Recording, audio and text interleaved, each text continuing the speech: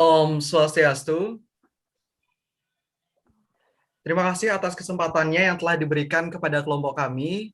Jadi sebelum kami lanjut kepada materi kita pada hari ini, yaitu mengenai salah satu model pembelajaran kita hari ini, izinkan kami untuk memperkenalkan anggota dari kelompok kami. Yang pertama, perkenalkan atas nama Niluh Ayu Olistia dengan NIM 17110311098.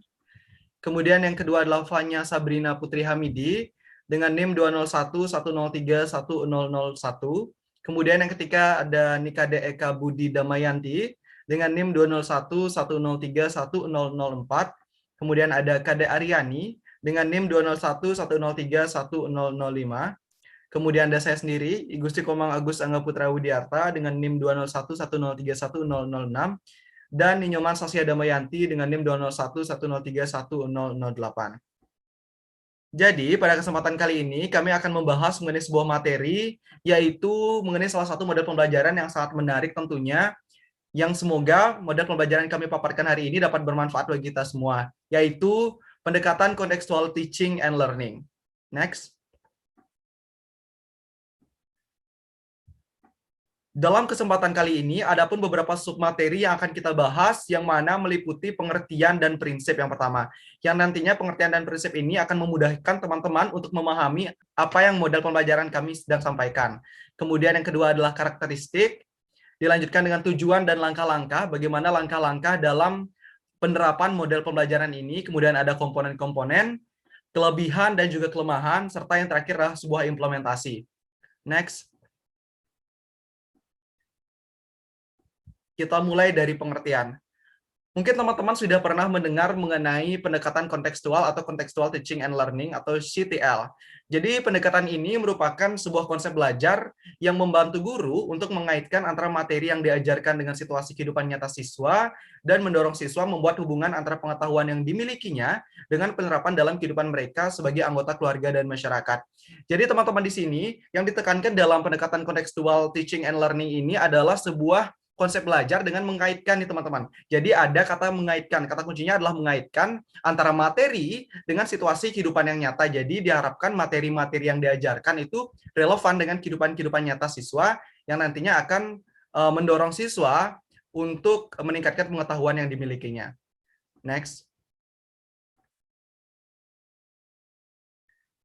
Nah, ada sebuah ahli yang menyatakan, yaitu dari Johnson dalam Sugianto pada tahun 2007, beliau menyatakan bahwasanya CTL adalah sebuah proses pendidikan yang bertujuan untuk menolong para siswa melihat makna di dalam materi akademik yang mereka pelajari dengan cara menghubungkan subjek-subjek akademik dengan konteks dalam kehidupan sehari-hari mereka.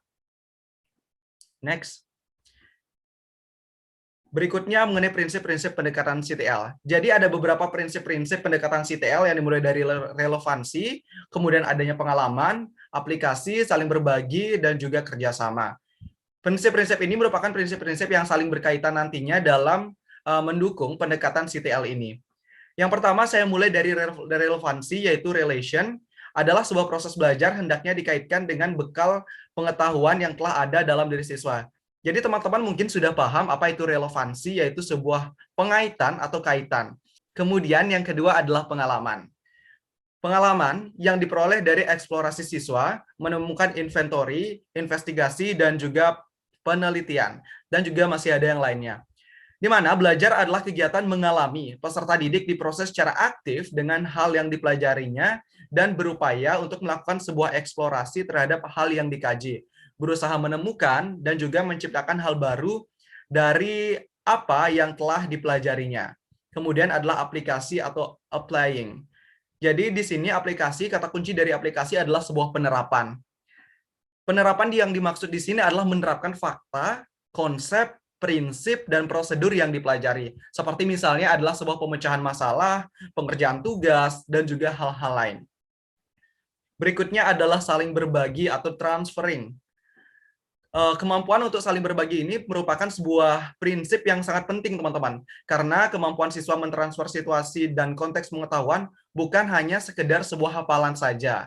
Kerjasama ini dikaitkan dengan hal-hal yang berbau saling tukar pikiran, kemudian ada tindakan mengajukan dan menjawab pertanyaan, serta komunikasi interaktif antar siswa. Serta teman-teman, ada juga prinsip-prinsip pendekatan CTL yang terakhir adalah pengetahuan, keterampilan nilai, dan sikap yang telah dimiliki pada situasi dan kondisi lain. Jadi, itulah prinsip-prinsip dari pendekatan CTL yang sekiranya dapat kita pahami bersama-sama. Kemudian mengenai materi selanjutnya, yaitu yang dimulai dari karakteristik pendekatan CTL, akan dilanjutkan oleh rekan saya. Untuk itu, kesempatan saya persilahkan.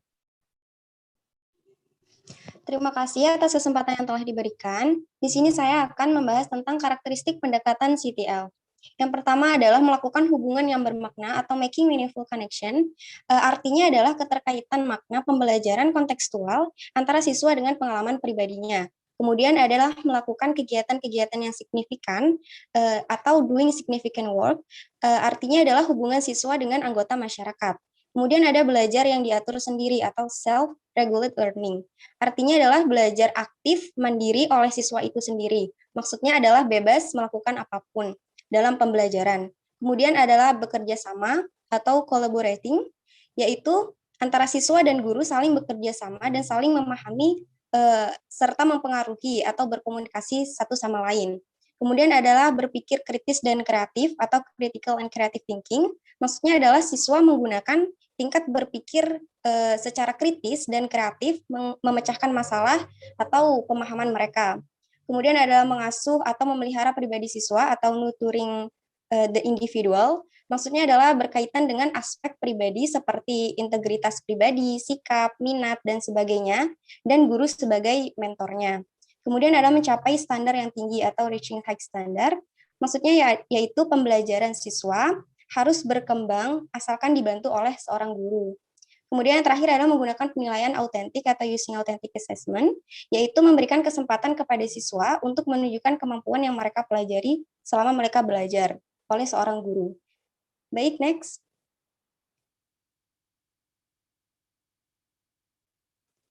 Baik, sekian pemaparan dari saya.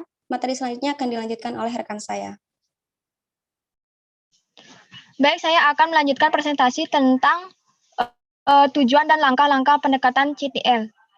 Adapun tujuan yang pertama itu memotivasi siswa untuk memahami makna materi dan mengaitkan dengan konteks kehidupan siswa sehari-hari.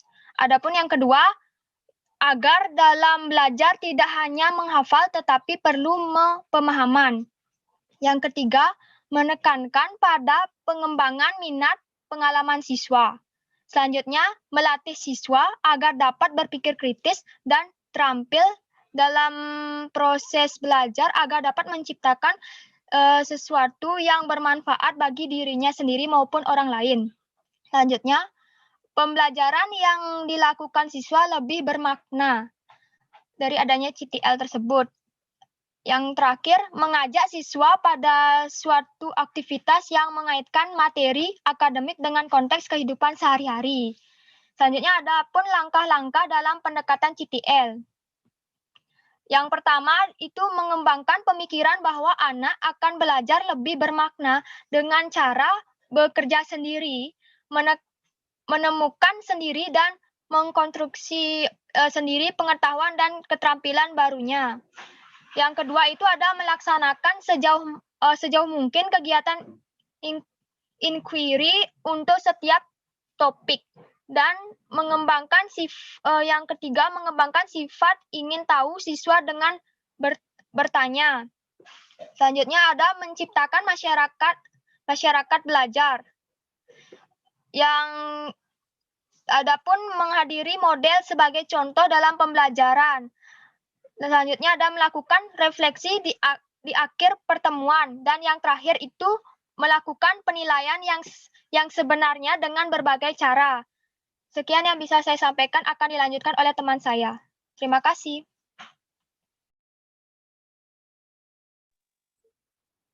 Baik, di sini saya akan melanjutkan presentasi. Jadi di sini saya akan membahas tentang komponen-komponen dari model pembelajaran CTL.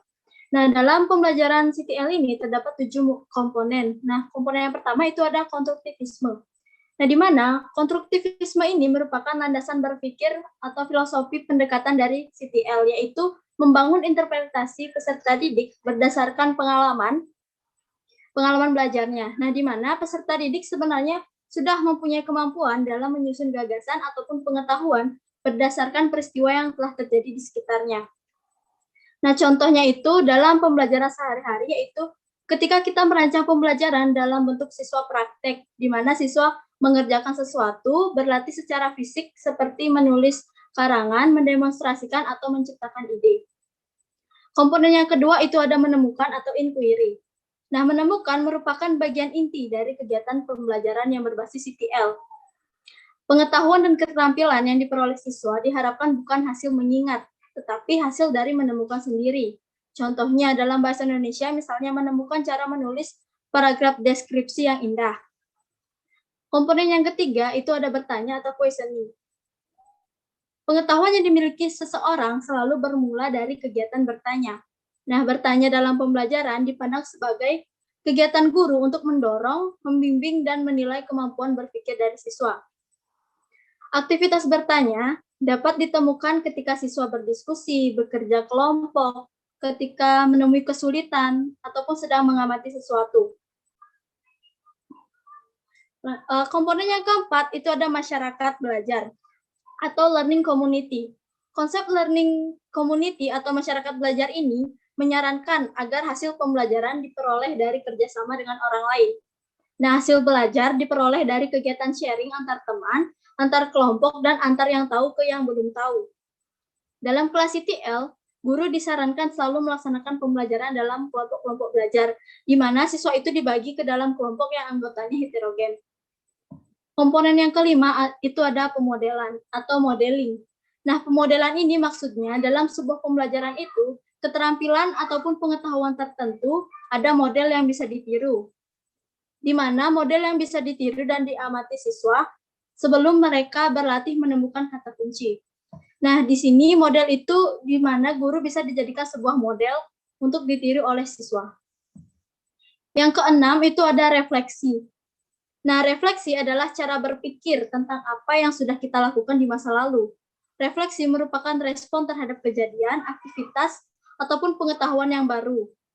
Nah, misalnya itu ketika pelajaran berakhir, siswa merenung tentang cara mengoperasikan komputer yang awalnya dia salah mengoperasikan. Setelah belajar, dia jadi berenung, oh ternyata ini cara yang benar. Dan komponen yang terakhir itu ada penilaian yang sebenarnya. Nah, penilaian sebenarnya ini adalah proses pengumpulan berbagai data yang bisa diberikan suatu gambaran perkembangan belajar siswa. Nah, gambaran perkembangan belajar dari siswa ini perlu diketahui oleh guru agar guru dapat memastikan bahwa siswa telah mengalami proses pembelajaran dengan benar. Karena penilaian menekankan pada proses pembelajaran, maka data yang dikumpulkan harus diperoleh dari kegiatan yang nyata yang dikerjakan siswa pada saat melakukan proses pembelajaran. Contohnya itu, misalnya guru ingin mengetahui perkembangan belajar bahasa Inggris dari siswa. Nah, di mana guru itu harus mengumpulkan data dari kegiatan nyata yang dilakukan oleh siswa menggunakan bahasa Inggris, bukan pada saat siswa itu mengerjakan tes bahasa Inggris. Nah, demikianlah 7 komponen dari model pembelajaran CTL. Untuk selanjutnya akan dilanjutkan oleh rekan saya. Terima kasih.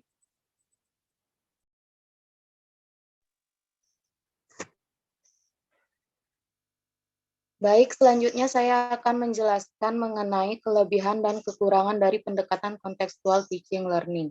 Di mana saya akan menjelaskan kelebihan dari pendekatan kontekstual teaching learning. Yang pertama ialah pembelajaran menjadi lebih bermakna. Di mana dalam proses pembelajaran, materi selalu dikaitkan dengan kehidupan nyata atau pengalaman pribadi siswa, sehingga materi dalam proses pembelajaran tersebut dapat terserap erat dalam pikiran siswa dan siswa menjadi mudah memahami suatu materi. Kemudian yang kedua, menyadarkan siswa tentang apa yang mereka pelajari, dalam artian dalam pendekatan kontekstual teaching learning, siswa tidak hanya menghafal suatu materi, tetapi lebih kepada memahami konsep dari materi tersebut melalui pengalaman pribadinya atau mengalami secara langsung. Dan yang ketiga ialah siswa berperan aktif dalam proses pembelajaran, di mana guru di sini bukan hanya menjadi pemberi informasi, tetapi lebih kepada mendidik, mengarahkan, membimbing, dan mengawasi siswa dalam menemukan, merumuskan, dan mencari solusi dalam suatu permasalahan yang mereka temui, sehingga siswa lebih menjadi kritis dan kreatif serta mandiri. Kemudian yang kedua, saya akan menjelaskan mengenai kekurangan dari pendekatan kontekstual teaching learning, di mana jika guru tidak mampu mengaitkan materi pembelajaran dengan kehidupan nyata atau pengalaman pribadi siswa, maka pembelajaran akan menjadi monoton, sehingga siswa akan mudah merasakan bosan dan tidak memahami materi yang dipelajari. Dan yang kedua, jika guru tidak membimbing siswa secara intensif, maka dalam menemukan suatu permasalahan, siswa akan mengalami kesulitan dan siswa akan tidak bisa meningkatkan pengetahuannya secara mandiri. Sekian yang dapat saya paparkan, akan dilanjutkan oleh rekan saya.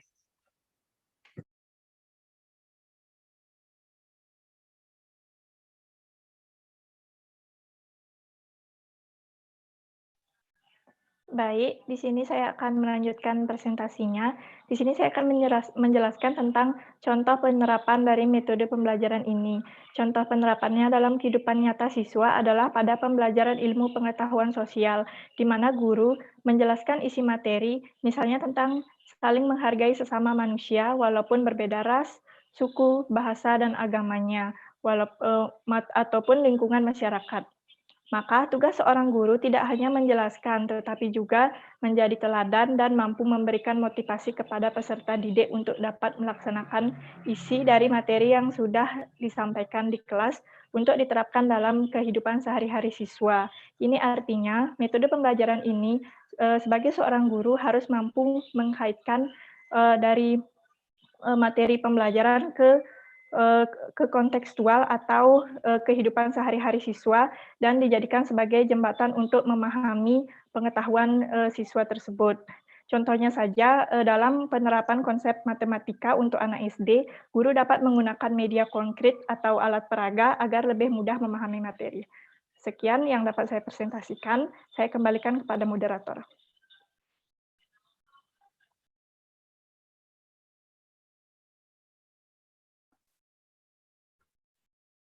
Baik, demikianlah pemaparan materi dari beberapa rekan saya.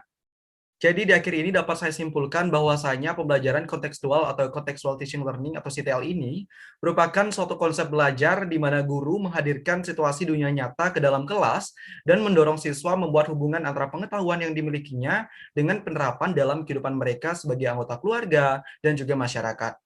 Tugas guru dalam pembelajaran kontekstual adalah memberikan kemudahan belajar kepada peserta didik dengan menyediakan berbagai sarana dan sumber belajar yang memadai. Guru bukan hanya menyampaikan materi pembelajaran berupa hafalan, tetapi mengatur lingkungan dan strategi pembelajaran yang memungkinkan peserta didik untuk belajar. Jadi intinya pembelajaran kontekstual ini adalah sebuah pembelajaran yang sangat menarik kita terapkan di dalam pembelajaran sehari-hari dalam dunia pendidikan ini. Baik, demikianlah presentasi dari kelompok kami. Semoga apa yang kami sampaikan dapat bermanfaat bagi kita semua. Terima kasih atas perhatiannya. Dan akhir kata saya tutup dengan Paramasanti. Om Santi Santi Santi Om.